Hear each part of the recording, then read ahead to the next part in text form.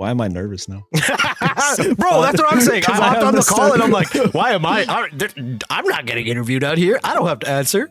Yeah, it's good. I got zero judgment. You can do this 12 times. I wouldn't care. All right. One take, Andy. Gotcha. All right, guys. Ready? 3, 2, 1. Hey, guys. Welcome back to the Crown Rare Podcast. We're your hosts, Zen and Royce. And today we're honored to be with Pocket Mads, a.k.a. Maddie. Would you like to introduce yourself to the viewers who might not know you? Yeah. What's going on, guys? Thanks for having me, by the way. But yeah, my name is Maddie. My channel name is Pocket Mads. I make YouTube videos about Pokemon TCG Pocket, particularly mostly about what decks are the best and the metagame and strategies, things like that. But super excited. Thank you guys for having me. Big fan of the podcast, and very excited. I appreciate you jumping on the pod. It was like a pretty last minute thing. This is also our first time interviewing, and we met you 10 minutes ago, so should be fun. I've been a fan of your content for a minute since I got into Pocket. But before we get into anything Pocket related, okay, we're gonna get to know you a little better. So my first question for you is, prior to Pocket TCG, right? What kind of games were you playing? So like any genre, game titles, anything you want to drop? That's a good question. Yo, let's get to know Maddie, man. Yeah, that's a great question. I mean, I've been playing games forever. In fact, before I was making Pokemon Pocket videos on YouTube, I actually had a stint where I was making videos on the official Pokemon card game, on like Pokemon TCG Live, or as it was known back then, Pokemon TCG Online. And this was a couple years ago. I was in college, and I just sort of got into it. And then, of course, the pandemic hit. Mm-hmm. So, we couldn't actually like play and get together and play the cards in person. So we played sort of the online client.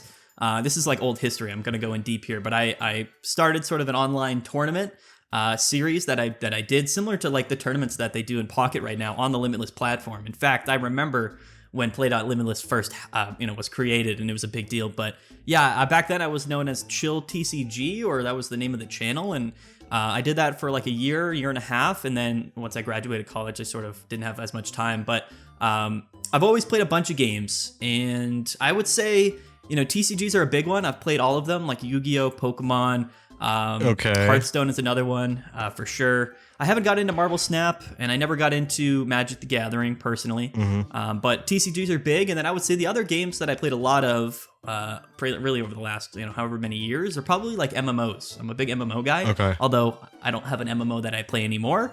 Don't have the time to, but I've always been a big MMO guy. And then I would say way back in the day, I played a lot of like FPS games. Okay. RPGs, really everything, honestly. Okay. But these days, does it all. Mostly Pocket. I know, for real. Like, so Zen and I can't play FPSs because we get motion sickness. So that's out it's of the sad, thing. Actually. But for myself, I would cry sometimes. Oh yeah, dude. Like even with like, so what's that new one? Marvel Rivals that came out? Like Marvel Rivals, dude. I hopped on it for 11 minutes. I hopped on it for like 20 minutes, and I was out like for the whole rest of the day. I was like, yo guys, I'm gonna take a break. I thought I was dying. Yo, me too. I was like nauseous. It was just bad. So like, about to get a hospital bill. Is it the motion blur? You got to turn off that motion blur. Even when you turn that off, matter. Yeah. And Zen's got a little more rough than I do. Like even like games like Rocket League kind of mess him up. Dude, so like, fortunately I'm able to play that. But historically, I played a lot of Nintendo games. So like it's Pokemon. Fire Emblem is a big one. It holds a special place in my heart. Things like that. What about you, Zenny? It feels like God was just like, you can't be good at everything. We gotta if you're gonna be a big YouTuber, we're just gonna take Call of Duty and all that stuff out of this equation. Yeah. I like card games now, to be honest. Okay. I like a little bit of Pokemon Unite, a little bit of MOBAs. I don't. I kind of fallen away from Unite. RPGs. Oh, you play Unite, Maddie. Maddie might be our fifth. Dude, I haven't played Unite in probably like a year or 2 years, but when the game came out, I was super heavy on Unite. I in fact made a couple of YouTube videos back in the day on Unite, but I really did love Pokemon Unite. I'm sure I still would if I were to play it nowadays, but Unite is super fun. Super fun. Sick. Okay. Yeah, we were on that religiously. I think up until like maybe 2-3 months ago, and now we hop on from time to time, but like, I mean, Pocket's taken most of my most of my time, to be honest. And then also with ranked out, which is what we're going to be talking. We're going to be talking about a lot of ranked stuff today. You guys are wondering in the viewers. Yeah, ranked is it's just taking so much of my time. Like today I spent about four, almost 3 to 4 hours. And I've only gained a positive net of like 42 points. That's how I'm calculating it. Because I'm in Ultra 3 right now. Nice. But yeah, it's not too bad, but it's also pretty annoying. Speaking of Pocket, I wanted to ask you, because most of your videos are about the meta and really great breakdowns. You really tackle that niche, and I think you do it remarkably well. But I wanted to ask you, are you just a battler or meta analyst, or do you also like collecting? How would you describe yourself, or maybe both, or all of the above? How would you describe yourself as a Pocket player? Yeah, I mean, I like collecting for sure. I mean, I think the cards and a lot of the art, the immersive cards and stuff, are really cool in Pokemon Pocket. So, if I had unlimited money, I would try to collect all of the cards, of course. But, I feel you. Same. So I think that's a big aspect of Pokemon Pocket. And I think a lot of people that play the game, play it to just open the packs, right, and collect the cards, which I think is a totally fine way to play it. But I think what's most interesting about Pokemon Pocket is, the competitive side of stuff and the metagame. I think that's the case with all TCGs. It's probably the one thing that I find most fascinating about these games is that, the way how certain cards interact. In Pocket, we only got 20 cards to put in our deck, but you can just a couple of cards thrown in there, swapped out, can really make a big difference. And I think that it's constantly evolving. And the cool thing about Pokemon Pocket is we get new cards every month. It seems at this point, which is crazy. It's insane. Yeah, everything moves super fast, right? And I know that it opens up the discussion, all this stuff about pay to win, free to play stuff. We'll get into that, I'm sure, which I hear a lot about on my channel for sure, because we go into sort of the metagame. But what I find most interesting is maybe not even from a competitive standpoint, but just sort of the game theory behind the decks and the combinations and the strategies and stuff like that. I just find it super interesting. And to be honest with you, I don't actually battle that much. I'm sure a lot of people have more battles logged in the game. I spend so much of my time just looking through the deck lists and testing stuff, not necessarily just sort of grinding games over and over again. Interesting. So I do like playing. I'm currently, I think, Ultra Ball 2. I haven't played ranked in a couple of days since I did a live stream. I'm Ultra Ball 2.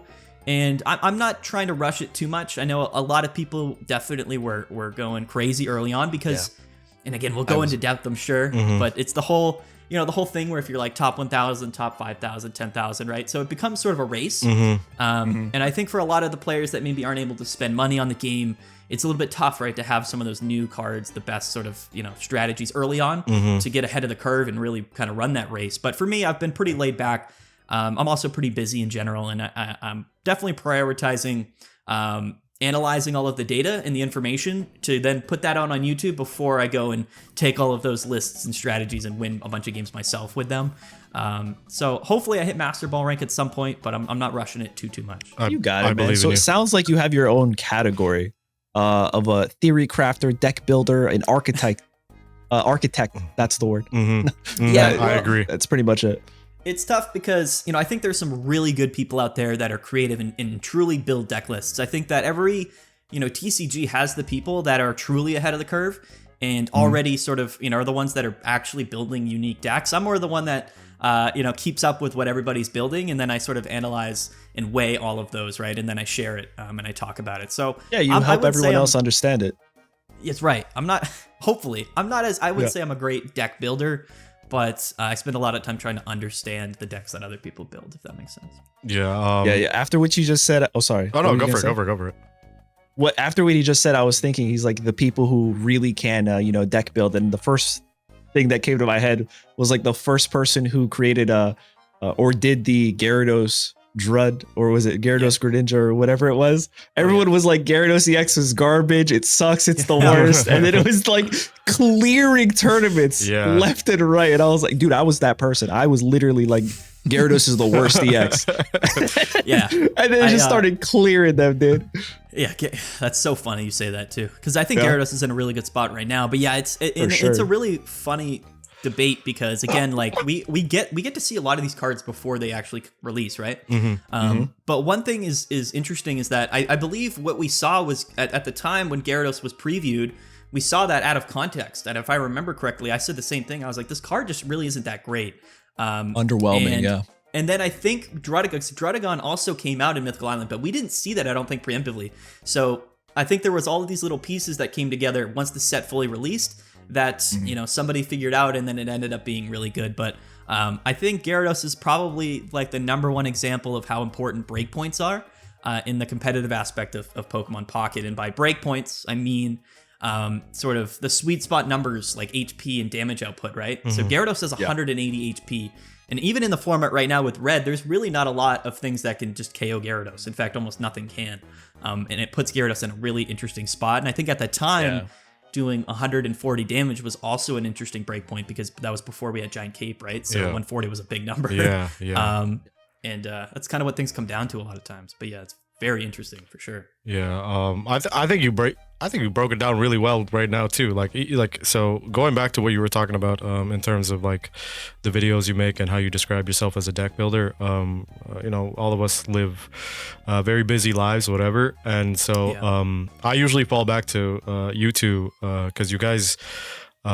Zen does a really good job of showcasing decks and you break it down. So then when I'm on the go, let's say I'm driving, I'll like have it playing in the background. So I don't even need to like actually watch it. Like I can listen and like understand, okay, like, this is based on watching videos while driving. Dude, there's nothing to do when you're driving. Like, what am I going to do? Like be productive and listen to an audio book or something? I'm not smart, but no. He listens. He listens. His eyes are on the road, guys. Yeah. Guys, don't try this at home. Or actually, you should be driving at honestly, home. I do the exact same thing. I always have a YouTube video up when I drive. Yeah. Always. So like, it's your content is really easy to consume. Like, and so like, when Rank came out, like that's why Zen and I were like, yo, we have to get Maddie here because like, it's. I feel like you break things down in a very clear and concise way where you could like I'll understand, and I'm more of a casual player, so like I'll casually collect. I battle a little bit here and there. You guys are both ultra 3 and 2. I'm ultra beginner rank, so like I'm like beginner like 2. I haven't even had the time to play. Ultra beginner is hey, crazy. Listen, I'm not left out. Okay, I'm the only one without an ultra in the rank. He also don't sell yourself short. He plays Pokemon Pocket, which is already on hard mode with the meta on like extra hard masochist mode, if you will. Yeah, you want to share that in case Maddie doesn't know the masochist challenge is something that the YouTuber Simo came up with, where you essentially open up an account and you open up packs just so that you have really enough cards to just throw into a deck. So in this case, you would open up 4 packs. You have 20 cards, and you take those 20 cards, whatever you pulled, and you have to battle with it. And right now, my climbing ranked. Yeah, with that. Right now, climbing is generous. I think I just hit Pokeball, but like because I what you're saying is that you're actually those like AI trainers at the beginning of the ranked battle. Yeah, basically. So like, bro, he's their boss. Yeah, right there. I'm their boss. Yeah. But like surprisingly, I've been doing kind of well. Like my record right now is 16-7. So like I went up against a couple of real people, and one of them, my favorite battle was this dude had the new Charizard and he was setting it up, and I'm like, yo, I'm cooked. I only have the new Mr. Mime. And then the Mr. Mime got 4 heads and knocked it out, and I won because that was the only Pokemon he had, and I just lost my mind. So but yeah, anyways, that's awesome. Hold on. Hold on. You're telling me you're playing like the bots and you're beating real people, so they see your deck. They see my deck. Royce. Yeah. They're like, oh, this is a bot, and then they lose. Those people probably aren't playing the game anymore. I'm in disguise. I'm a wolf in sheep clothing. They think I'm a bot, and then they get absolutely 4 heads from a Mr. Mime, which also the new Mr. Mime is the funniest card ever. But anyways, you had brought up something. You were talking about unlimited money and how like there was the conversation of free to play. So that was like a kind of a great segue to our next question. So what would you say the game is, and like how free to play friendly is it? Well, yeah. So it's a different answer now because ranked mode is out, right? Mm-hmm. I think before, it didn't really matter. Like there wasn't a whole lot of incentive to win games at a high rate, other than maybe some of those emblem events, right? But even one of those emblem events used to be just like getting like 50 wins or 40 wins, right? So I mean that could take you weeks, right? It just depended on how much you played. But now I think with ranked mode and it being a bit of a race, like we said, right?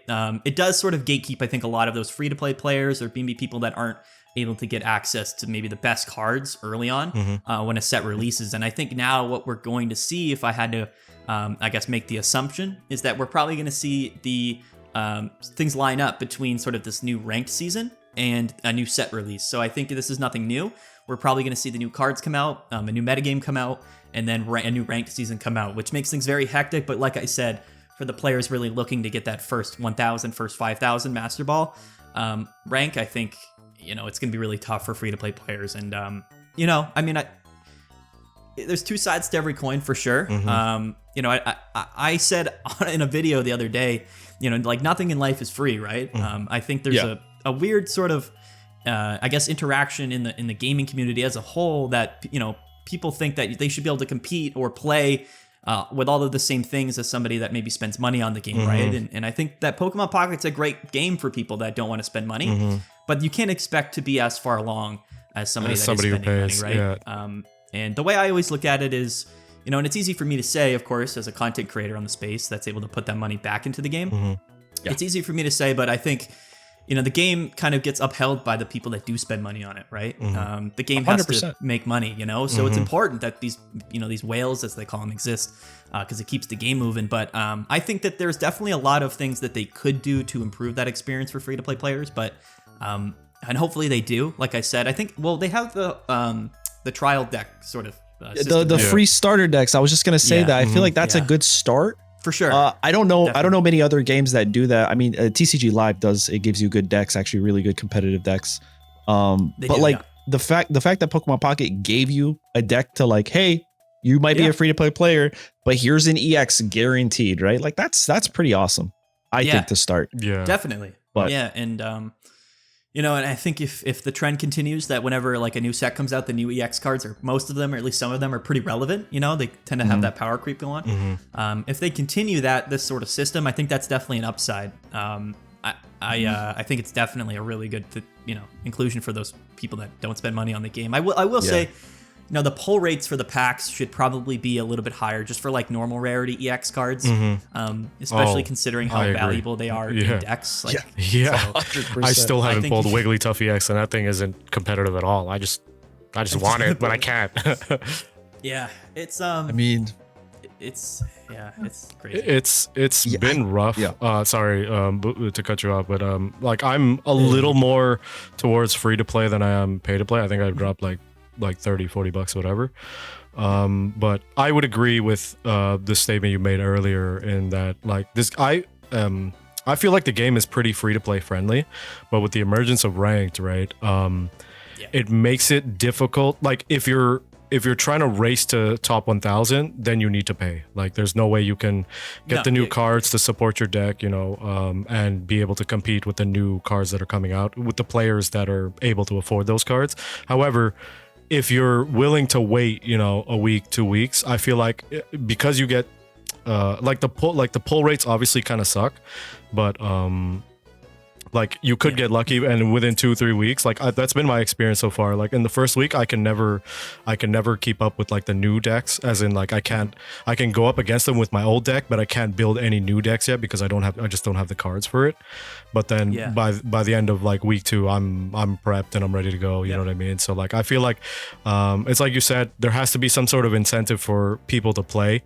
Otherwise we'd all just be free to play players, right? So there has to be kind of like a little bit of a gap. Exactly. So I feel the same way. I ditto the same sentiment as you, honestly. It does suck that people who can't really reinvest the money, invest money into the game, are fall behind a little bit, but it's not like you're completely helpless. You're still able to do damage and catch up, but at least it doesn't take years, you know what I mean, or months or whatever. Well, so hopefully. I mean, that's the dream, but hopefully it doesn't turn into what Marvel's Snap turned into. I think they're fixing it on there, and not to shoot shots here at them. They might be listening, so shoot your shot. They might listen to you and be like, hey, come on our podcast. So what's up? No, I was just gonna say that you made a lot of really good points. I think like just the nature of it all, right? In the sort of the pack opening loot box nature of things, like there's a lot of RNG involved, and I think to the point you made exactly, I think that's how the system is designed, right? So that, you know, after a little while, maybe a week or two, you should have at least most of the new cards to be able to, you know, spin together some type of a competitive deck. But the problem is with that RNG aspect, it's not guaranteed. Yeah, right? exactly. So some of those people are going to get unlucky and just never get the cards they need to build some of the new decks. And that can feel bad. I think that this trial deck, you know, sample deck system helps with that, at least a little bit. Yeah, no, for sure. But the other thing too, and again, I'm going on a tangent because I could talk all day about this stuff. It's all good. It's different because there's two different types of like meta cards that were released in a new set, right? You have what I call like the archetypes, right? And like the cores of the deck, something like a Giratina EX that came out. If you don't have Giratina, like you just can't play some of the top new decks, right? Because Giratina is like the best core new card. But then you have cards like Red and you know, Pokemon Center Lady and Team Rocket Grunt, cards like that, which are of course not as rare, but are extremely valuable in almost every deck, right? So if you don't end up getting those cards, then you really are behind, even if like, you know, you're still playing old archetypes, because even the old decks are slotting in those new cards to make them better. So I think that whenever new cards come out, there's really two types, right? There's like, okay, like, can I get some of these new EX Pokemon or just Pokemon in general to maybe build a new archetype? Or can I get some of those new ancillary kind of trainer cards that can help improve the decks that I already have, you know? So there's really two sides of that. And it's interesting. I think as long as, you know, previously existing archetypes, you know, are still good when new cards come out, then, you know, as like how this rank system happens, right? I mean, I know some people were frustrated because Giratina was so popular and they're like, I don't have Giratina yet. You know, but there are still quite a bit of decks, like, and I made some points about that in some of my videos early on, was like, hey, like, you know, Gyarados is still really good right now. It's one of the best decks, you know, it's an old archetype. Darklight Weavile, exactly. You know, like it's a top deck. So you don't need Giratina, you don't need all of the new cards to get to Master Ball rank. But you know, it's always going to be, I think, an advantage. Yeah, sure. It's like the shiny like, new toy thing. Yeah, sorry, go on. Yeah, it's kind of like right in the middle though of like free to play friendly, right? Because like the Giratina is great, but like you just said, a lot of the older cards are still really, really good. 100. And then if you're just looking at the EXs, yeah, it's kind of hard to pull them. But let's look at Red, right? Red costs. There's a pity point system in the game. It only costs 70 points. That's a week of 2 free packs openings a day, I believe. So after a full week, you can add one of these really strong supporter cards to your deck. I like it. Like I agree that it kind of stinks when everyone else is, you know, stomping you potentially with Giratina EX. But I feel like it's in a, I don't know. It's right in the middle. It's not like super free to play, but it's also not super pay to win. Like, because the thing is, sorry to cut you off, but like, you're good. Like with the new Giratina, right? Yeah, people who invest money are gonna get it first. But I agree with Maddie's statement. Like you can still put in work with like older decks. You know what I mean? The only thing is like the reason why Giratina is popping off is because shiny new toy. You know what I mean? Everybody's running toy, it. I like it. He ramps himself, dude. Like, yeah, what? He ramps himself. It's obviously broken, it's crazy card. They're like Giratina deck. Like I told you, I was using a Dragonite deck, and I battled a couple of people, and like I still slapped. It's just I'm not saying skill issue. But you know, like some of that for sure. Like just like for sure, some of that for sure. Like when, but like you're not gonna get you're not gonna get stomped just because you don't have Giratina. You know what I mean? You just have to figure out which of the older cards that you have access to will be able to combat the new the current meta. You know what I mean? Yeah. And so like whatever's in your collection. Yeah, exactly. And like you're not gonna go. It's not to say that you're going to go 9 for 10, right? It just means that you'll go 7 for 10, 8 for 10. You'll be consistent. Good luck going 5 in a row. The 5 win streak. Listen, I got that with a Primate deck. It's rough out here. I'm not kidding. Primate, right. we're just not built like you, bro. Man, the 5 win streak events, man. If they don't come back, that's going to be one of the most nostalgic parts of this game because of how frustrating and just hilarious rough. Those events yeah were. Dude, like I remember I would see on Reddit like people would just be Wait, like, so you won it back?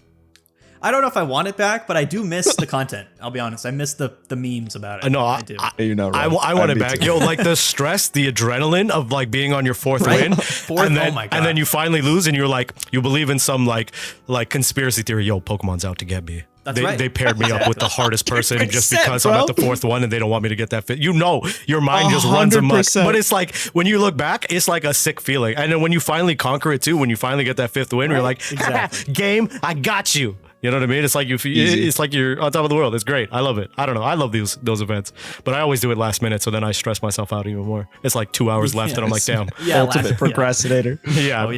Top tier procrastinator. The other thing too, just to backtrack a little bit off topic, because it just kind of popped in my head, is when we were talking about the new ranked mode and the race to like top 1,000 or whatever, right, for Master Ball. I believe if you look, the rewards are the same for all of the Master Ball ranks, which I think is good. It's important. So at the end of the season, you get rewards, I think, based off of what rank you're in. And whether you're just normal Master Ball rank or top 10,000, top 5,000, 1,000, you get the same reward at the end of the season, which I think is important.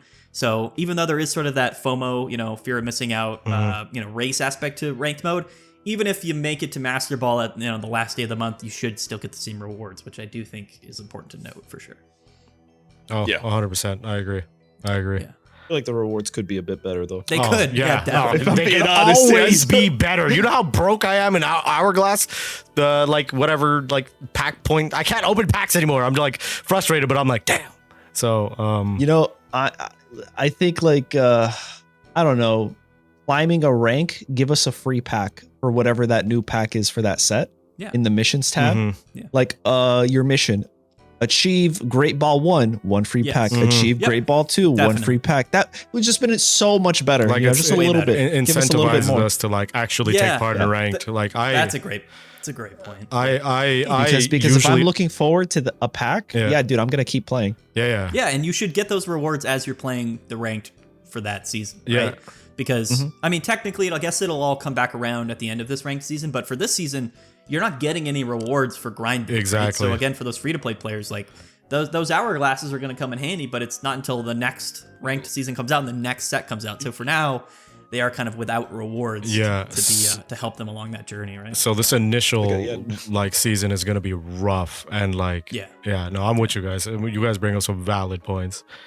Whew, okay. Yeah, man. All right. So let me ask you guys. I know, some we're getting interviewed. More casual than not. I just want to ask because today I do a tier list sometimes. They're one of my more popular videos. And we'll see exactly. Sorry, my Ring doorbell chime just went off. I don't know if you could hear that.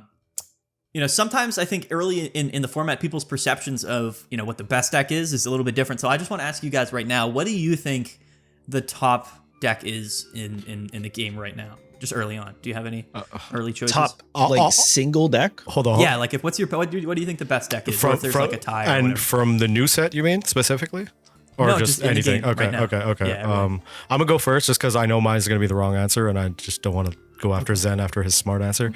There's no wrong answer. Yeah, no, there absolutely is a wrong answer, and Zen will not be shy in telling me. No, I honestly, he's right. He's right. He got me. I was gonna call him out, but anyways, so from my experience, right, I haven't played too much on my main, but in my Masochist challenge, on my second pack of that brand new account, I opened the immersive Giratina EX. Dude, that card is the reason I'm actually 16 wins into the series already. It took me 6-7 episodes to get into that last time, and now in one stream I got there. So it's just such an insane card. It just ramps itself up. I just throw other things out just to kind of weaken, and just ramp itself up. It does a crazy amount of damage. It has good health. Its retreat cost is not too high. It's not too low. It's in the sweet spot.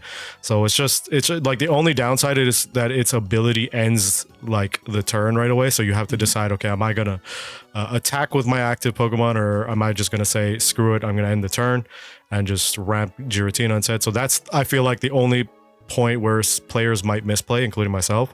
But I feel just that that card will all round is amazing. And this is not a question you asked, but I'm gonna answer it anyways. The card I hope does well is Clodsire. Dude, I love that thing. It's just such a vibe. It's such a cool guy. We can talk about Clodsire. Oh, okay. Oh wait, I hope they're good. Oh my god. Okay, Zen, your turn. Yeah, for sure. What was the question again? Like the best deck in the current meta. Yeah, like right now. Best it's card? early. Yeah. So what do you think? Like just the best? I mean, just strategy, right? I mean, of course, like not the 20 card list isn't important. Just sort of. Okay, so if it's the best strategy, I think ramping is pretty unpunished right now. So if you can get your heavy hitters in the back behind a Drud or a Snorlax, you pretty much GG's and just like chess piece your opponent's like pivot. But if we're looking at the top 3 decks, I would say. Something like a super heavy ramp, maybe even like Arceus, Darkrai, Giratina core. That would be one. And then a counter to that being anti-ramp, something like Galade,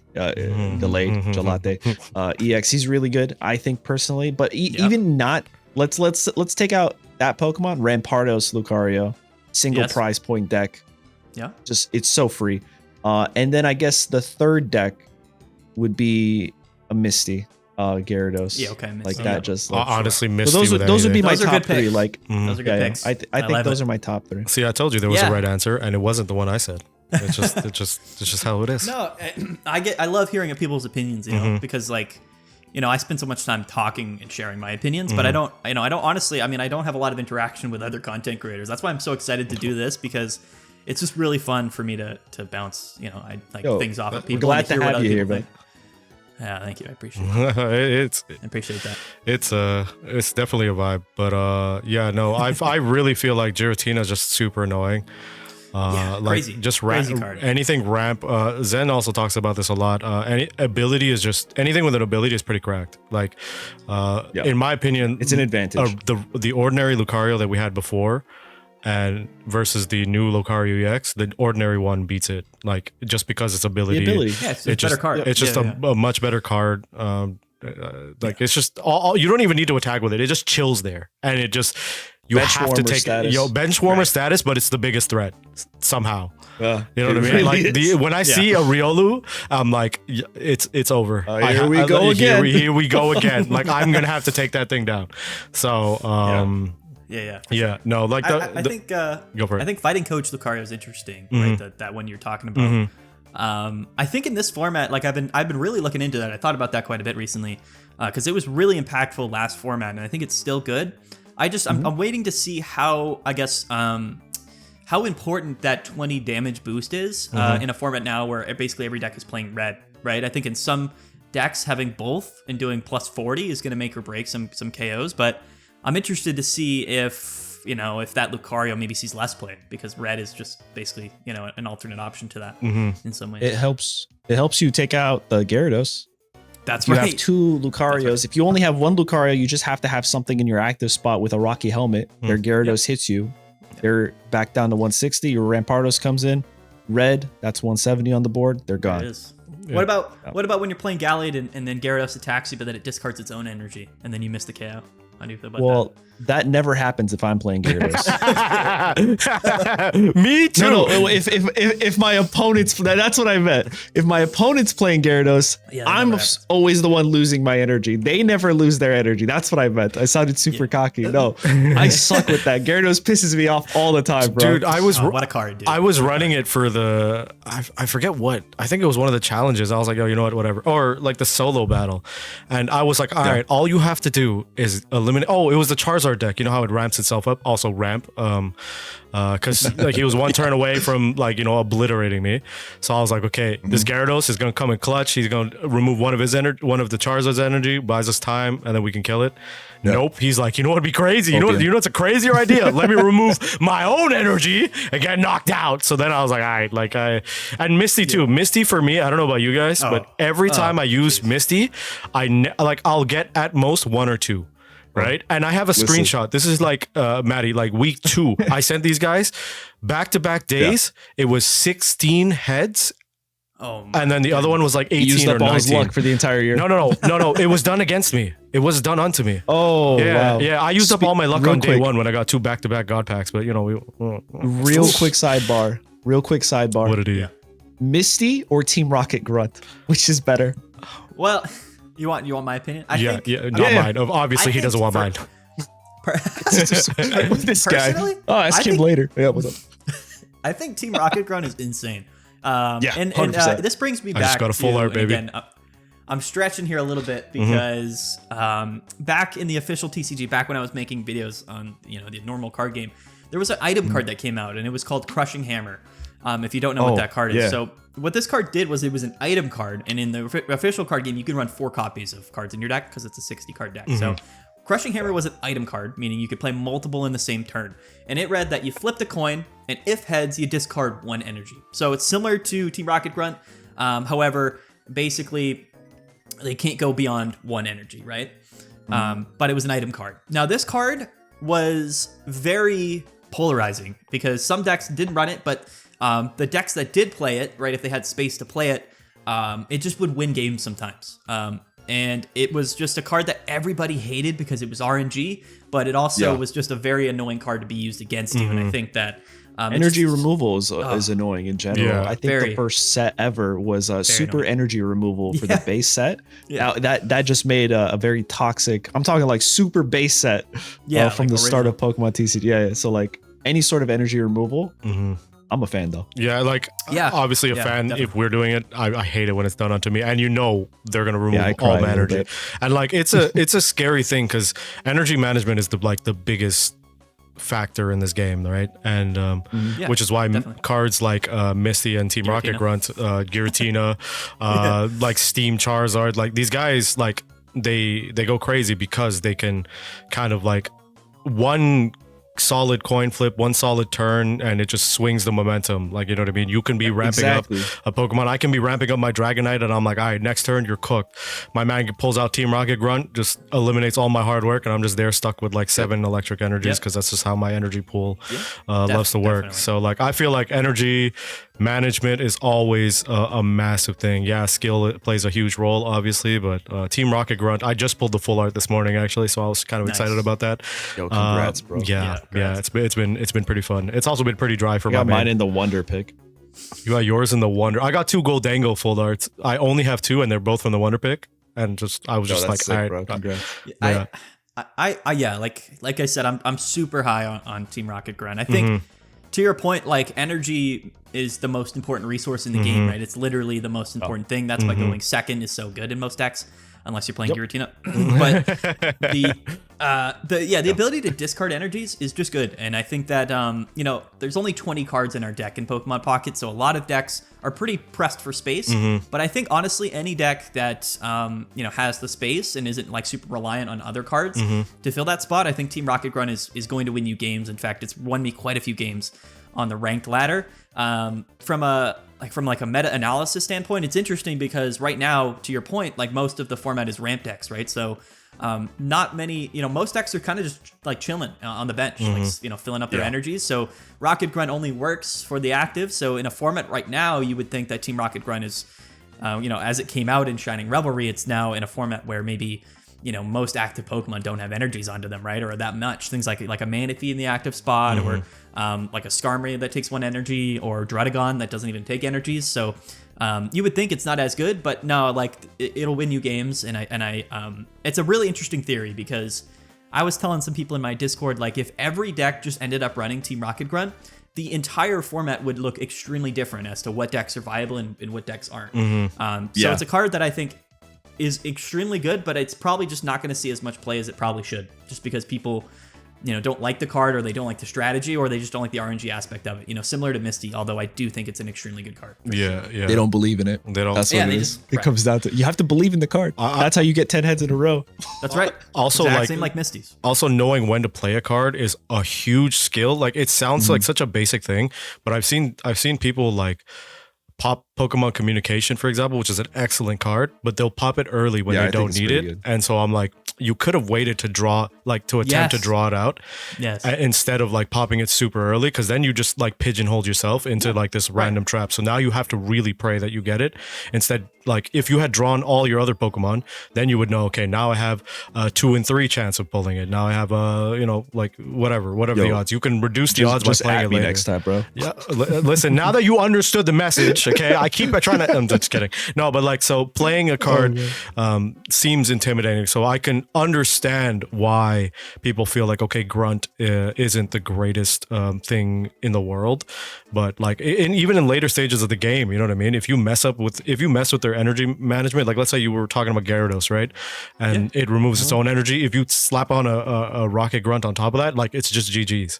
You know what I mean? Right. So just one heads. Yeah, exactly. Exactly. That's the thing. It's like how many Pokemon can bounce back from like a Grunt flipping like 3 or 4 heads? Yeah. Sometimes, or like, even the game's one, over. to be honest. Yeah, a single one can throw you off because like like even like in the Gyarados situation, right? Like your bank. Beedrill. Yeah, exactly. Beedrill's another one.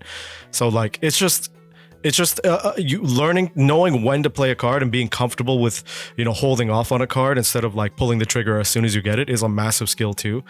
And I feel like players need to understand that as soon as you draw a card, you don't be so trigger happy, bro. Just chill. Just let it just chill in your hand, but don't wait too long either. So you kind of have to like play around with it, find the sweet spot. So I'm with you. Yeah. I'm with you guys. Yeah, timing is a big deal. I think there's actually a lot of skill expression in Pokemon Pocket. This is another conversation we can get into, but I think a lot of people look at the game at face value when they say, oh, okay, so there's coin flips and it's a small deck and the games are fast and it's all RNG. I hear that all the time, right? The game is all RNG, but then those same people are getting 40, 50% win rates, right? And they're wondering why, that's how they perceive it, right? Is that they're just getting lucky or unlucky, but no, I think even in like a short game of Pokemon Pocket, let's say like 12 to 15 turns or whatever, I mean, there's literally like hundreds of decisions that you make or don't make that are going to impact the later part of the game, the results. And, we call it like playing to your outs, right? Yeah, exactly. There's a lot of that in the game. Yeah. That's, those are the funnest games, I feel like. The ones that ended like 4 or 5 turns, it's like either I bricked or my opponent bricked. Like that's kind of it. Or they got a Misty. But when it goes that for the distance, it's like, hey, yo, we're cooking here, both of us. And like you have, like you're on your toes. You know what I mean? You're like, sorry. Go on, Maddie. Yeah, no, you're right. And it's like the other thing too is I think one of the complaints that I've had about this format is that it's very linear in the early game because of these ramp decks, right? When you're playing, Dialga or you're playing Giratina, like the same couple turns, you're really just doing the same thing, right? You're you're ending your turn, you're attaching, you're using the energies, and you're just sort of building up your deck. But games like that actually end up being more skill intensive because, you have more options as the game goes on. So your decisions become a little bit more important because the game is longer. Yeah. I can't tell you how many times like people have, because one of the decks that I'm really high on that I've played a lot of is Mewtwo and Giratina. And so many people are like, should I be leading with Mewtwo? Should I attach manually to Mewtwo and then use Giratina's ability? Or should I attach manually to Giratina? Like, they don't realize how many decisions they're making, like, in a turn, right? Of like, should I preemptively play Dawn this turn to get the 4th energy here so that I can then play Red next turn so that I don't have to play Dawn the same turn? So there's so much stuff like that. And I just think that it's hard to, like, describe to people how much. Of course, I'm not comparing it to other card games, Magic or like the official card game. I'm sure, there's more of that going on, definitely. But no, there's so much skill expression in Pokemon Pocket, and I just wish there was a way for me to illustrate that like really well to players and especially new players. But I mean, there's always RNG involved. But no, I think because the format right now is slower, that it actually is more skill and like involved. To just piggyback off that. Like because it's slower and a lot of things are ramping up on the bench, like you have to make decisions to like be able to counter it. You're not just setting up your own strategy. You also need to figure out, okay, once this is live, like, you know what I mean? How do I maneuver? How do I like tiptoe around this issue that is Giratina that's going to be ready to decimate my team in 2 more turns? That's right. So Rocky like, Helmet. Rocky. Yeah. Zen is happy that you said that because he lives and breathes Rocky Helmet. It's so good. I've so in this Mewtwo deck, like when I was on stream playing, I played like 15 games with Mewtwo Giratina. I played two Giant Cape and then 1 Rocky Helmet. I can't tell you how many times I won games because I just had Giant Cape in hand, but I never attached it. And I waited until I drew into Rocky Helmet because I knew that would potentially be able to cap that damage out. And that's another big part is like, should I attach this tool card now? So many people just see the tool card come in their hand and they just throw it on. Yo. It's like, you don't need that 20 extra HP this turn. Yeah. So why attach it? You know what I mean? It's the funniest thing. I love. Anyways, it's just entertaining to watch because sometimes when you see people misplay, like my opponents will like throw on a giant cape, and I'm like, but I'm still gonna knock you out. Like, like you just threw it on for no reason. And listen, I misplay all the time, so I'm not. Oh, 100%. I misplay too. It's just it makes me feel better that other people misplay. I never misplay. Yeah. Okay. Fine. Anyone who says otherwise is lying. They never watch my stream. What are you talking about? I never misplayed. I can already see it. People are saying red harder next time. They always get on my case. There was a few games where like I literally could have won if I used red. It just I don't even want to talk about it. Anyway, what were you gonna say? No. I just thought it was funny. I just thought it was funny because I've seen your streams. I caught your streams. Yeah, you definitely don't make mistakes, bro. Yeah. Thanks. Anyways, you want to hop into the next one? Yeah. You take it away. All right. Okay, so I think we kind of covered this. Basically, the impressions, your impressions of rank. So I'll just jump right into the next one. You touched on it a little, okay, but I kind of want to get into more details on it to inform the casuals like myself, and those who are like pretty serious about this. But basically, my question to you is, what decks do you feel would help with climbing the ranked ladder in the current meta? Right. And I'm talking which decks are the most consistent, which deck do you feel is like pretty top notch in the meta, and which deck do you feel is like kind of a rogue deck, whether it's an old meta deck or like completely out of the blue that like would get you solid dubs if played correctly, of course. Yeah, this is an interesting one. So again, like at the very end there, right, when you said when played correctly, very important to note. I think there's actually a lot of decks that can win you games that are good. I think a lot of people try to bottleneck like the top of the metagame and say, oh, I don't have like the top 2 decks or whatever, so I can't win. That's not the case. And if people do end up watching the tier list that I recorded today, they'll see I put like they will 10 different decks like in A tier, like that are all right at the top. I think that for new players, I think there's still a lot of decks that are not super heavily involved with the new cards that are completely able to win you games, whether that's some of the Misty decks like Articuno, 18 Trainer, or the Palkia decks, or Gyarados. I think they're all extremely good.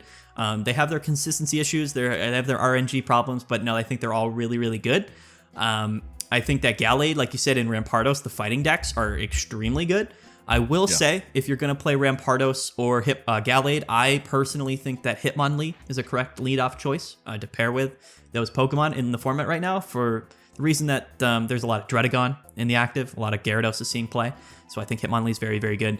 But for maybe some of the newer players, or people that obviously can't spend a lot of money on the new cards, if you get access to Meowscarada is the card that maybe has surprised me more than any other card in this format. It is so good. It is unbelievably good. If you get a giant cape on a Meowscarada, it's got 160 HP. But again, let me remind you that everyone's playing red as their primary damage modification option. But it doesn't work for Meowscarada. It's not an EX Pokemon. So effectively, Meowscarada, if you have Giant Cape on Meowscarada, it's effectively a 180 HP EX Pokemon. But it's not an EX Pokemon, so it's a single prize Pokemon. But it hits for 130. With red, that's 150. Just an incredible card that should be easier to obtain than, of course, some of those EX Pokemon. And the other big upside to Meowscarada is that it pairs perfectly and really well with some of the older grass type cards, right? So you can pair it with the new Beedrill EX, which I think is really good. You can pair Meowscarada with Executor EX, and I think that's really good. You could even pair it with Arceus EX if you have Arceuses. So I think a lot of the grass type cards are really good, and they're all probably cards that people already have.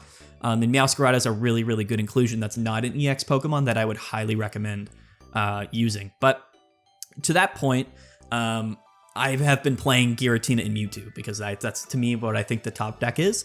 And if you don't have Giratina, that's tough. But Mewtwo again is an old card, and I have it as the number 1 deck in the game right now. So my number 1 bit of advice would be, do your research. Like, either watch my videos or, again, I'm not saying I'm like the point of all of the truth, right? You know what I mean? I'm saying that. Yep. We're saying that. I use like the data, like it's everything I say is opinionated, of course, but I go in and I look at the data and I do my research and I see what's doing well, because we have the results on the Limitless platform and we have all of those statistics. So, and again, I like I said, I put probably 10, 12 decks at the top of my tier list. So, I mean, realistically, I think there's at least 10 decks that are all contending to be super good decks. So it doesn't really matter which ones of those you're playing. My number one recommendation would be, and I know some people may not want to do this, but choose one deck that you like and that you can build and just keep playing it. You know, the more you play a deck, the more you understand the matchups, how it interacts with other decks, how you should be playing it. And it goes back to that skill expression thing. If you're trying to grind ranked mode, I think that just playing the same deck over and over again, making small tweaks. 100%, bro. Yeah, dude, like just play the same deck. Like get really used to it, fully understand this deck and how it matches up and what you should be doing in different matchups, and it's really going to help. I think that would be my biggest bit of advice. I wish I listened to that advice, but they always roast me. Test decks out in casual, not in ranked, because my win rate percentage right now is not great. Because I've played, I don't know, probably no exaggeration, over 30 kinds of decks in ranked, and yeah, it is. It shows. It shows. Let's just say that. So I think the better runs I have is literally when I'm just like, okay, I'm streaming, I'm playing this one deck for 2 hours, and I just climb. I'm leaving with a positive rank. However, before when I kept switching decks, I'd come back 2-3 hours later and I'm at a negative. I'm like, dude, what is happening? Like I just spent to go back on the ladder. Yeah, it's hard to just play, like change your deck that's like a challenge to me. Like I feel like you're making it extremely difficult if you're swapping different decks, because you need to just, you have to know a lot, right? And you have to understand stuff. So it's a big difference. And that's a good point. Yeah, if you're testing decks and strategies, maybe don't do it in ranked mode. I mean, to be fair, like I know it shows you your win percentage, right? When you go to like your data, that doesn't actually matter, right? Because you could lose your first 50 games and then and then start winning a bunch. But for the most part, if you're worried about that win percentage, number, definitely. Test out your stuff in not ranked battles. I'm talking like I'm like at like 30. Like that's why I bring it up, is because I've been testing so many decks and but it goes off to what you say. It doesn't really matter. No, not at all. Yeah, no, it's I mean, in the grand scheme of things, like, because again, it's like a race, but it's like the first people to make it are going to get the highest, like they're going to be in the top 1,000, right? So those people might have played 10,000 games but had a 45% win rate or whatever, right? Whereas like some person might have played a tenth as many games, had an 80% win rate, and got there at the same time. It really doesn't matter if you're really looking for that emblem. But also, I don't think, don't feel rushed. Also, that's the other thing I've thought about is like, all of these players, especially in this first couple days of ranked mode, like all of the top players with all of the new cards are grinding, and like that's the people you're playing against right now. Maybe wait a week, build up your decks, build up your cards. I know it's, again, FOMO and you don't want to be behind, but like it doesn't matter, realistically. So just maybe wait a week or two and then, start the grind. You're going to be going against a lot of other, more casual players or people without, all of the new cards, right? So, it's another thing to keep in mind. To kind of add, to kind of speak to what you were saying earlier about the familiarity part, like I've been running everybody here knows I've been running Dragonite decks since day one, and like the thing is, with every new pack, so I actually run Dragonite, by the way, Zen. I don't know if you know that. With every new pack, there's always like a card. I'll always like sift through the cards, whatever, and then I'll come across a card and I'll be like, imagine this in a Dragonite deck. So we had that on the pod where I forget which booster pack Manaphy came out. It was like the Dialga Palkia one, and I was like, yo, this would be kind of sick for that. And then I threw it in there. Then Fan Rotom, I was just like filler, but somehow Fan Rotom was like my hero so many matches in a row. But anyways, I love Fan Rotom. Fan Rotom was amazing. There was like Palkias and Dialgas running amok, and I'm like, damn, I still have a Dragonair. And then it's just this little fan just goes blow some air, and just this giant god of time that could is be gone. A really good tech card. That's literally just a basic Pokemon that you need 2 energy on. If they ramp anything, right, you just bring it out and you sorry, do it all over again. Yeah, exactly. It resets them, and I need time anyways, right? So that's the reason why I threw him on the deck. And then Manaphy gives 1 energy to two Pokemon. So I'll give it to the Rotom. If I have, let's say my backline is 2 Dratinis and a Rotom, on the first ramp, I'll always do Rotom. That way he's ready to go. But I don't I keep him at 1, and then on the next turn, whenever I need to, I'll just slap the other energy on, whatever. But to speak to the point about what you had mentioned earlier about familiarity, like every time the meta changes, like the way I use my deck changes as well, because I have to alter for the meta, right? So like there might be a meta where they're ramping up the bench and I'm like, okay, I have to get this going quickly. Or I mean, if they're ramping up the bench, I could take my time, but if it's something like it's frontlining, it's gonna destroy me in a couple of turns, I have to set it up quickly. So like I have to switch my gameplay based on the matchups and stuff. So I feel like people should understand, like, your old deck might still work. You might need a couple of new adjustments, a couple of new tweaks with the new packs, whatever, but like you have to adjust your play style. What you did before might not work now, but there is definitely something there that might work for sure. Definitely. All right, Zenny. Great points. Zenny, you got this? What's up? Next question. What is the next question? So I'll just ask. My man. I got you, my man. Okay. So you personally, you were talking about what deck you were using, the Mewtwo Giratina deck. How do you feel about that? Like, do you like what's your strat going into it? Why did you try it out? Because I would never have thought Mewtwo and Giratina, but here we are. Well, so it all goes back to, I think, back early in the podcast when we were talking about like the true gamers that deck build and they theory craft and they come out with stuff. A lot of those people, and a lot of where I get those lists are people like overseas, like in like the in the East, like in the sort of Asian countries. Those people are on one. I'll tell you what, they come up with stuff day one. They have the greatest ideas and they have them immediately. So 100%. I always look there early on. I'll be honest. So the first video I made, because I think what I was hearing a lot of, at least from people, from other content creators, whatever, was, pairing Giratina with like Dialga and Arceus, right? And I was like, that sounds good. I mean, it does sound like it makes that archetype better, and that was, the best archetype of last format, which makes sense. I was looking at counters to that, but also like, again, I saw early on that some people were playing Darkrai with Giratina, and I was like, this is like really good. And that was the initial deck that I played because I saw that it was winning just right off the bat. Like the first online tournament with like 50 people that happened like that morning when the set came out. I looked at the results, and like Giratina and Darkrai was dominating. And again, it was most of those people overseas, right? That just knew early on. So I built it out and I tried it myself, and it was really, really good. It was the deck that I played for probably my first like 50 games or 35 games or whatever of ranked mode. And I was confident. I was like, this deck is really good. So I made a video on it. And the video, it got some people watched it. And quickly it's become the most played deck of the format. But what always happens, and again, this is why I consider myself almost like a meta manipulator in a sense, where like, because I'm the one controlling the narrative to some degree, right? Because people watch the videos. I know when people are going to start to play a deck, and then I know, when I should maybe start to play a deck that counters that deck. So I have a bit of an advantage there. I'm not going to lie. Insider information. I like it. So I played Giratina Darkrai when everyone was playing Dialga Arceus, and I was winning a bunch. And then I started to see more people playing Darkrai and Giratina. So I said, okay, let me go to this other list that seemingly is another Giratina list that's doing really well, but doing well against Darkrai and Giratina.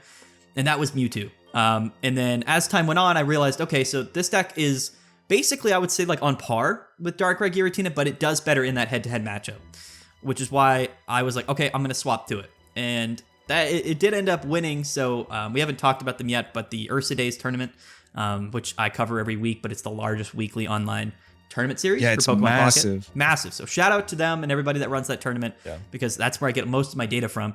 They had 1,000 people competing this weekend, and Mewtwo and Giratina won that tournament. Holy! And the reason it won was because not only is it a top deck, because it has a really good matchup against Darkrai and Giratina, which was the most played deck of that tournament. And I kind of knew that would all be the case a couple days ahead of time. So I've been really high on the Mewtwo Giratina stuff for a while, because I just knew that it was not only one of the strongest decks, but probably the most well-positioned deck in the metagame currently in the format, which I've been playing in ranked mode and doing really well with it. And again, it won the tournament, so I think it's really well-positioned, and I think it's only a matter of time until everybody starts to play Mewtwo and Giratina. I will say, though... I'm going to do it after this. Yeah, I will say it's a little bit less easy to like understand the sequence of the deck than it is like Giratina and Darkrai. Because when you're playing Giratina and Darkrai, it's obvious that you're going to manually attach those dark energies to Darkrai to do that damage. and then you're going to use Giratina's ability. But when you're playing Mewtwo and Giratina, you have the advantage of running just Psychic Energies, which means that technically speaking, sometimes we can just commit those energies, both through the ability, of course, and the manual attachment, to Giratina, and then just double up. And then now it's turn 3, and we can attack with Giratina. Whereas in some matchups, Giratina just doesn't cut it, right? So we're going to go ahead and commit those energies manually to Mewtwo, maybe use a Dawn later in the game, or a preemptive Dawn to get the 4 energies on Mewtwo, to then use Red to do 170. So it's a lot more thinking ahead than Giratina and Darkrai is, but yeah, it's got a good matchup in that matchup. The list I'm playing is playing potions, 2 potions, and a Pokemon Center Lady to counteract some of that additional damage that Darkrai's doing. That extra chip damage. Mewtwo also with Giant Cape has 170 HP. 170. There's on it like not you're too living many an things attack like, from anything. Yeah. Nothing's KOing you, which means you can bring it in, take a KO, and then live another hit, and then take another KO. And I think that's a really big upside, I think, for the deck. But I'm really high on it. I think it's got a lot of skill expression, and I think it's going to be a top contender in the format for sure. And I'm excited because Mewtwo's back, and it's new. Yeah. My Long favorite answer. I love it. My favorite part about your answer actually was how you called yourself a meta manipulator. That's right. Now you hopped on the Mewtwo thing and you're like, oh, come my children, use it. And then I have this counter ready just to counter that counter. And then it's just going to endlessly go, which is sick. Because like you have to like cook in the lab to understand this stuff, right? So and I don't play in tournaments, right? Because I do think I have an advantage, but also I don't have that much time. To be fair, though, in my videos, I still let you know, like I always let you know what's good against this deck, right? So like that's why like with Giratina, so I think that Darkrai and Weavile, right, the Turbo Dark deck is really good against Mewtwo and Giratina. But I always make sure I say that in the videos. It's just if I make a tier list and I put a deck at the top, people are gonna play that, because it's just how it goes. So, but yeah, no, I always make that joke. I try not to say it in my videos, because people can take that the wrong way. But listen, of course, I'm not trying to manipulate the meta for anyone's gain, but it just happens that way. Yeah, it happens that way. It's just you're informing, and people just happen to consume your content. They trust your judgment. Just like myself, I would 100% do the same thing. You know what I mean? I would listen to you play that, and then get countered, and then I'll be like, huh, and then I'll check your channel, and a new video drops, and it's that. You know what I mean? It's just the circle of life on YouTube. But exactly. I would tell people Barrel EX is the most busted EX Pokemon. The only difference is I would 100% believe it. No, I would be for real though. Listen, some of the things you cooked up, like your Luxray thing, was crazy. Yeah. Like I'm hoping. I still, Zen. I'm still on Luxray for. I just published a Pikachu EX Luxray video, called it Tom and Jerry. Tom and Jerry is crazy. It's so good. That's awesome. Yeah. Speaking of that, and we were just talking about ranked, I wanted to know, since we're on the topic of rank, we kind of discussed the decks, the meta. What are some improvements that you think could come to the game, specifically rank? But then we could also talk about the full game, like dark mode, maybe even taking out the search option, but mainly ranked is what I'm. What we're changing the search option, not taking it out. Yeah. Good God, there are going to be too many cards. For sure. It's a what do you think? question. So we like to get you started, get the ball rolling. We can tell you what we thought of last episode, and then you can kind of like cook in the back. So Zen mentioned the dark mode. Zen also in the last episode mentioned something kind of interesting. So like the pack points we accumulate. Every time a new pack comes out, the old ones just kind of become like a common. Discount them. Like either like less discounting, but more like they should all become a part of the same. Yeah, like a universal pack point thing. Because that's a great point, actually. Yeah, so you have like the most recent pack points. Yeah, and then it goes into like a funnel of like all of it becomes cumulative. All of them become exactly, because like I have like from like the Dialga packs, right? Like I have like crazy amount, like a solid amount of points, whatever, but I don't have enough for a certain card. But because the next pack came out, I'm not going to open the Dialga packs anymore, and then the next pack comes out, and then the next pack comes out, and it's just we're getting a lot of packs, which is great, but I'm also not able to keep up either, and those pack points just chill there and they're dead, you know. So Zen's idea was the new pack comes out, they're exclusive, they like those points go towards that pack, and then every other pack like they get funneled into something else, and then you can kind of invest. Obviously then you would have to hike up the price of the cards or whatever, but like that's something that we can manage. No, you don't. What are you talking about? Keep the price the exact same, dude. They're already overpriced. Fair. Bro, but like we're talking crazy packs now. Remember, every month something is coming out. Like it's secret Dina employee right here. Hey, listen. I'll give. I'm trying to get a raise. Let me give them a good idea, and then maybe they can you know what I mean. So just give them like a Just throw them a bone. Yeah, throw them a bone and like tempt them. Just be like, yo, listen, you can like crank it up a little, like add like 50 points or something. I didn't mean like double the price, but so something like that. That's such a good point. Honestly, if I had to guess, which again I don't know, I probably have over 3,000 unused pack points across all of the other packs. Yeah, exactly. So and they just chill there to die. You know what I mean? So like I had like 1,200 something or like 1,100 on like genetic apex. Damn. For the longest time. Yeah. I just never. What was I gonna use it on? You know what I mean? Yeah. No facts. Like and so like if like myself for example, right? I only got my second normal Lucario, ability Lucario, whatever, fighting coach. Baby Luca, baby. That's what I call him, Baby Luca. Baby Luca. Okay, I guess we're calling him Baby Luca. All right, I only got. They call Austin Reeves actually in the NBA. Oh wait, that might have gone over somebody's heads. Oh no, I am. Okay, we gonna talk about you. Peek when you watch the episode, you're gonna see me like double take. I was like, wait, hold up, did he? Don't they call him? Yeah. No, I mean, I'm just. Wait, are you a Lakers fan? I am the opposite of a Lakers fan, if that makes sense to you. Okay, no, it makes perfect sense to me, and I am the opposite of a Lakers fan. We might get grilled for this, but whatever. We'll talk about this off the pod. Okay. So, like, I just got my. He's like, did we just become best friends? We just became best friends, man. Energy right now. I sent you a friend request. I invited you to my wedding that I haven't even planned yet. Let's go. Oh man, this guy. So Lucario, I only just got. Like the second one, and all I did when that what is it that pack, whatever that pack's called, SmackDown whatever, Space Time SmackDown. Get ready to rumble. You my man. I only pulled Dialga packs. And do you guys watch wrestling? Sorry, interruption. Oh no, I used to. As I just a kid. know that. Okay. I used to as a kid. We can get into that too. I used to be big. But they got rid of John Cena, and I couldn't see him anymore on TV. So yeah. I know you're lying because you were never able to see him. Okay. Exactly. I never watched. You couldn't see him. You couldn't touch him. So many sidebars right now. I didn't mean to interrupt. No. Chill. But yeah. So what was I talking about? I don't remember. Pack points. So pool of pack points. That's the idea. Zen came up with. I got behind that. And the search thing we were talking about. The current search function sucks.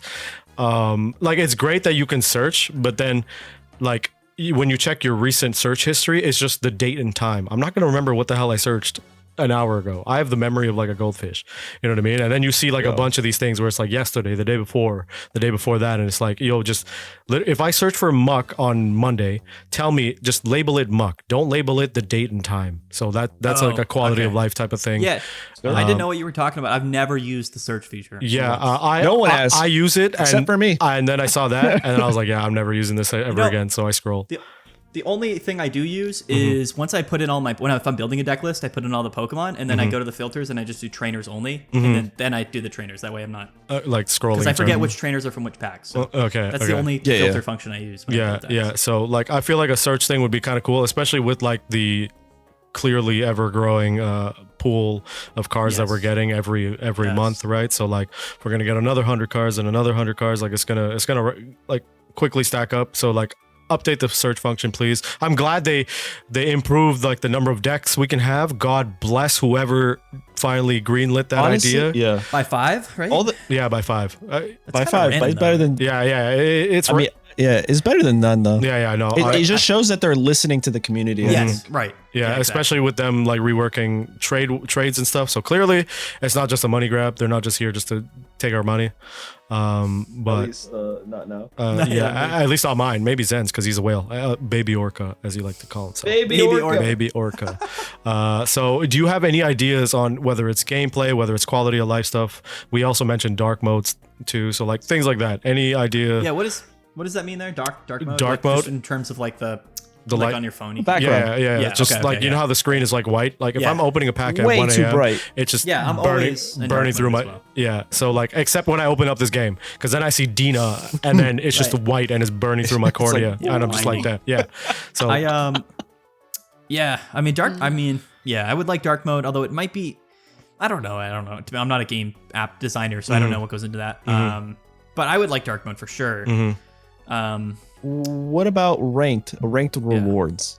I think that might be a better question. Yeah. We talked about that a little bit. I think right now it seems bad because we're not getting rewards until the ranked season's over. But I think after the season, when the next set comes out, when the new season comes out, we're gonna have those like 100 or 80 or whatever hourglasses into our account, right? So I think it'll make more sense after this first season where we're playing this whole rank mode and getting nothing for it the whole time. Yeah. But I think it would be better. First of all, I think the rewards are too small. That's what I agree. 100. If someone's going to play 200 to 250 games to get Master Ball rank, they should probably get more than 100 hourglasses. That's my opinion. I think they're playing more than 200, 250 games. I think we're looking. Someone did the calculations. Hold up. While you guys keep talking, I'll pull it up. Anyway, so they're not high enough, first of all. And I understand. I get it. They want us to buy the packs, not get them for free. So but I think they should be more generous. But then, like I said, I think that they should be giving us periodic rewards, like in mission style. Just free packs instead of hourglasses for like hitting a rank, right? Okay. And if I reach Great Ball, like I want something for that. I'm not getting anything. Yeah. So especially since the competition gets harder, right? Yeah. So, yeah, I think that should definitely be improved. What we discussed the last time was you mentioned you play Yu-Gi-Oh, so you might be familiar with Master Duel. Every time you scale up a rank, you get a little bit of something. You know what I mean? Yes. A free pack or something. Like bro. they give us crafting points, right? And then they also have a season pass, and I feel like that would be a great thing to add. It would incentivize people. They missed the mark there. Like a battle pass type they of missed thing. The mark there. Like you would have. So they have the premium pass, but so in the Pokemon premium Live, pass is. Sorry, go on. So like we have the premium pass, which is like the monthly payment thing. In Pokemon TCG Live, like the official online client, they have like that same paid pass system, but you get a ton of rewards for playing the game. Yeah, exactly. Like you would in like a Fortnite or whatever. So I think we're missing that for sure in Pokemon Pocket, which I think they could have baked into rank mode. But I feel like it would be ideal it would like improve the quality of life. I know people don't like you don't have to pay for a season pass like the battle pass, right? There are the free rewards you get, and then there are additional perks if you pay for it, right? So like you can get extra hourglasses, you can maybe get an alt card, like you know how right now it's the Sprigatito, like the full art whatever. You can include another one where it's like shiny, I don't know, Moltres or whatever. Like for those who are willing or able to drop money, can get that and additional hourglasses or currency to get new packs. I feel like 100 whatever the currency is, whatever it's called, getting just 100 is kind of like weird. Like why not 120 for a full 10 pill? You know what I mean? Like 100. It's the same reason why the lowest gives you 5 gold, but you need 6 gold to open up a single pack. Yeah, like it's exactly. It's just they know what they're doing. Yeah, exactly. Yeah. It's just tough. Like again, from a business perspective, when I think about the people making behind the scenes. Whenever you give the more we cater towards like the free to play players and giving things out for free, the less money that the people that are already spending money will spend, right? So it's really tough to positively impact those free to play players 100%. Without negatively impacting the revenue you get from the people that are paying. I don't know if that's the case. It's definitely wrong. I'm going to spend the same amount because I'm trying to full set day 1 as a content creator, right? Day 2 actually. Right, but what if they give you 500 hourglasses when the set comes out, and maybe you just spend less money, right? Yeah. Well, for sure, but they wouldn't do that. I don't think so either. But like I think just a little bit more, right? So for example, I'm gonna spend as much as I'm gonna spend. I think rewards. Don't give us free things, but give us better things for playing your game. You want people to actually open up your app. Yes. I, for 100%. example, would complain less. Not that I complain a lot, but I kind of do, right? But if they gave us, like I said earlier, a pack for every rank you climbed, there's a thing where you drop from Ultra to Great. Sucks. I hate that. If you're going to keep that as a feature, give me something for going from Great to Ultra. No, see, not every time, but for the first time. Here's the thing. You could drop ranks. Oh yeah, you can drop after great. Yeah. Even from masters, I thought you can get to masters and be like, oh, you're fine. No, you can go from master back to ultra. I wonder, does your rewards reset? Like, would you go from 100 packs or to 80? Like, do you have to end at that? Yeah. It's whatever rank you end in. So the way it's structured is you get to masters and you don't play the game anymore. It's not good. It's a flaw. Like, it's a flaw on their part. And after this first month of analytics, definitely. And they see so many people played here, and then at the end of the month, nobody played. Yeah. No one's touching their app. No one's spending money. Oh, we need to send a new set. No, you need to incentivize like your game a bit better. Like, you know what I'm saying? So I think once they get the data. Yeah, definitely. Yeah, maybe other than like a couple thousand people who are trying to get to that like top whatever rank. Yeah, even though the rewards are the same for sure. No, I agree with everything. I think there needs to be more for free to play players. Yeah. I always try to make the case because I play devil's advocate a lot of times because like I think it's important. Like, I think, there's two sides of the coin. So like, I think you got to be conscientious of both types of players and what they mean to the game. But you got to at least help cater towards both sides, especially the people that aren't paying money. Yeah. Because again, like another valuable thing is like people playing the game. Like, it's like, exactly. That's what I would want. I would want people that's the biggest one. not just spending money. Yeah. Right? So that's why I feel like a battle pass would be great for the community as a whole, whether you're free to play or pay to play, right? Like the only way for you to level up a battle pass is like through your weekly missions or whatever. It's not like you can grind it out. I mean, we technically have missions though, right? So like adding to that or modifying it or like some sort of thing, right? Like if you complete to level 100, you get enough to get a 10-pack pull or do the 100 whatever currency here. And then if you're paying for it, then you can get additional hourglass, or you can and at the end of it you get a full art of something. Not an exclusive card just because you're paying, but like exclusive art, but like it has the same effect. You know what I mean? So like it's not like you're flexing that you got money, but you're not getting an advantage just because you're paying, type of thing. What I would really like as well is, because you know how we have those missions where they have like some made up currency and then they have a little shop that you can buy little knickknacks like, with that currency. Yeah. What they should do is like a week or two after the set comes out, where all of the whales have spent their money, just open up like an event like that where people, by battling or branking or whatever, get those random currencies, and then just let them buy individual cards from the pack. You know what I mean? And just say, okay, I got 5 of these whatever made up currencies. Like, I'm gonna go buy a Giratina EX because I haven't opened one yet. I think target farming should be better for sure. I just think that there's too much RNGs for new players to consistently get the cards both that they want, but also that are good at that moment, right? Yeah. So I think your idea is fantastic. It would have to be like the EX starter deck, right? That's what I mean. Yeah. Where you only get you can't do it for all, but you could at least go and be like, I can get one of these. I have to choose. Maybe that's what they're doing though with the EX starter deck. Which you're allowed to get at least one of these but EXs. Doesn't it only come with one copy of the card? Yeah. Yeah, one copy is better than none. At least it gets it gets you started. You know what I mean? Really though? I mean, are we gonna? Why not just give them two? I personally don't understand that. It's like, we're gonna give you one of these cards that you want, but not another one, and you're gonna want another one. So yeah, like I feel like the alternative was they gave us nothing, right? So like at least they're giving us some meat on the bone, and it's like, all right, like I'm still hungry, but I got something out of this, you know what I mean? So like it's an incentive to like play the game, and you're because also off rip, if I get 2, let's say I get a EX starter pack, right, and I pick Clodsire. They give me 2 copies. I guarantee you, with my luck, I'm gonna get 4 Clodsires from pulling from like the packs. That's just literally that's always what happens with me. I have like 7 Blastoise EX and 0 Wigglytuffs. And I'm just like, please stop. I can't open those Pikachu packs anymore because I'm just like traumatized.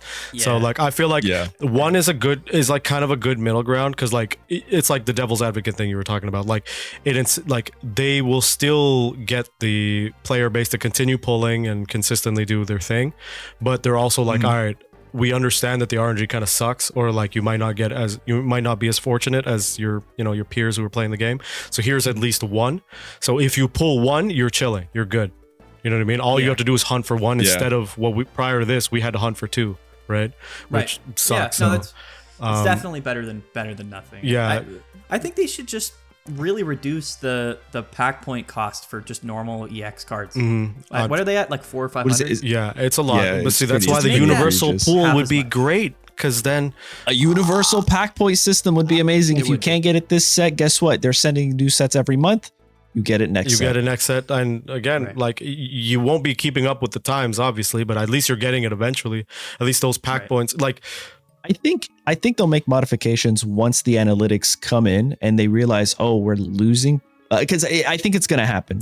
Not everybody's going to just keep playing, unfortunately. That's just any game's lifespan. Not that I'm saying that. So we've already lost a lot of players from that initial month or two. Exactly. So people will stop playing. People will stop spending as much. I hope as a company, they don't mess up and say, oh, we have to make it more expensive. Instead, they should focus on how to incentivize people to get in the app.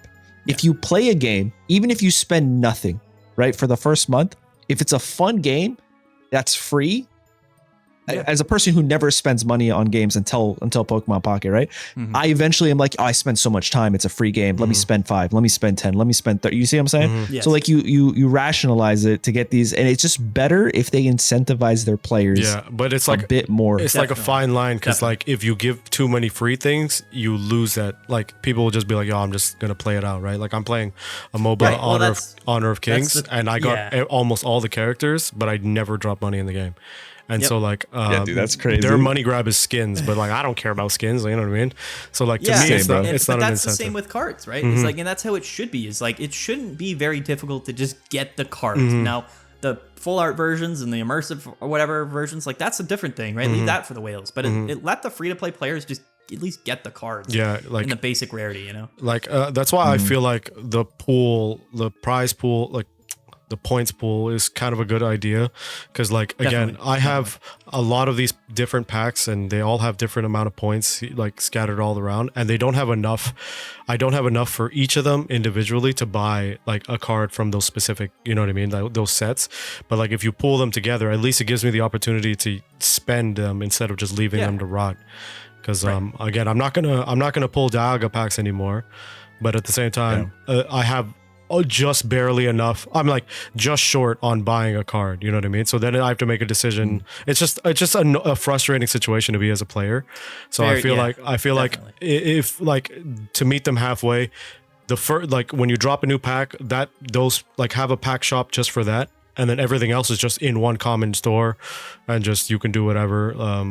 I feel like Master Duel does a really good job of like making it pretty free to play friendly, and you can craft your cards. You know, like all like battle pass rewards are pretty solid. Like if you get the battle pass once, they give you enough currency to buy it, like to get it the first time, and then as you play the game, you earn enough currency to repurchase it. So I've never dropped money in the game, but I've had the battle pass for consecutive seasons now, right? So like I feel like games that do that kind of thing have my attention more because I'm more incentivized to play. I'm more incentivized to eventually be like, all right, yo, now I'm gonna drop money, like Zen said. So I don't know. That's just my opinion. I don't know how you guys feel. I definitely agree. I think the pack point thing's a great point because it is just such a missed opportunity. But at the same time, you know, I think tough. Also like they've made enough money. So I mean, let's be real. I mean, they've made a lot of money. Crazy money. So never. Let's just backpedal a bit and say, you know what, we're gonna cut our losses and just sort of make the game a little bit like it after the billions of dollars they've made. Like it would. How can we 10x this? It would be amazing if they did that. You know what I mean? But, like as a free to play player, but like messing with their wallet is like the hard. Like nobody's ever gonna agree to that, right? Like it's not like a charity thing that they're doing. No, it's all. I also feel like I feel like they're giving us such a good game and such a like good new sets, new cards because they're making that money. Yeah. So if it starts dropping too much, they might ditch the game eventually. Well, you know, and I think again, and I know you maybe wanted to take a quick break, but one sec. Yeah. So what I was gonna say too is like because what you were saying was that, you know, they've been actually doing an incredible job with Pocket with how well the game is developed. I think a lot of people. And when ranked mode came out, this really shined a light on it. I don't know if as many people who play Pokemon Pocket have played Pokemon TCG Live, which is the official client for the, you know, normal card game. But there's a massive difference, I think, in the development cycle and in the overall quality of the game.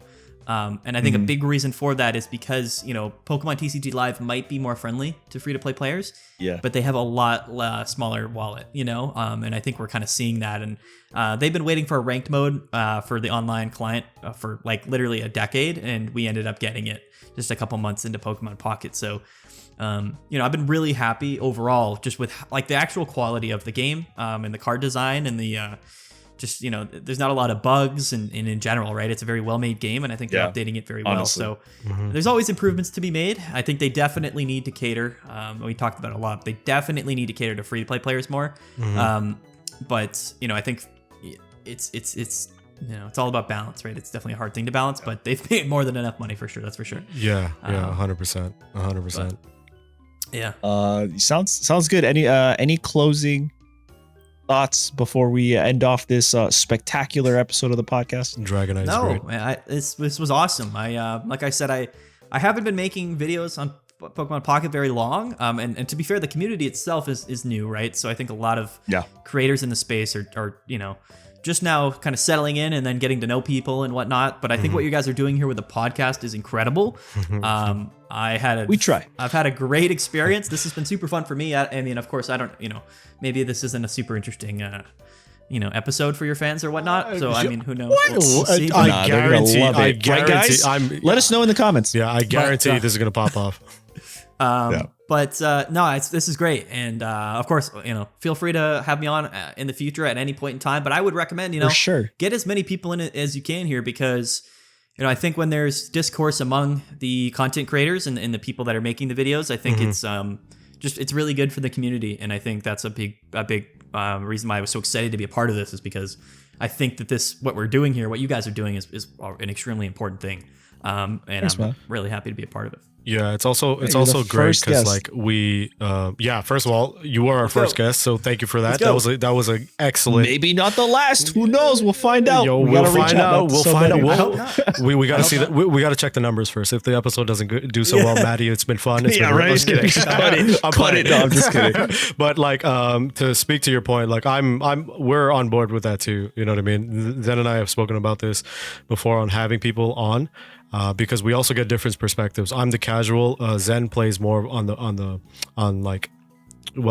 pro side. I know life. I got you. He's the whale. Say it like it is. And then you bring a whole new perspective, right? And it's cool. Like the community might not see that at first, so then we put them on game, and then show them your takes on it, which will bring them to your channel, and then it introduces more. It teaches people a bunch of new things, right? So it's a great thing. I love it. I'm here for it, and this was a lot of fun to do. Awesome. I had a blast. I can't wait to do it again. But thank you guys so much for watching. Let us know in the comments what you think. Don't forget to like and subscribe if you haven't, and we'll catch you guys in the next podcast episode. Later. Peace out.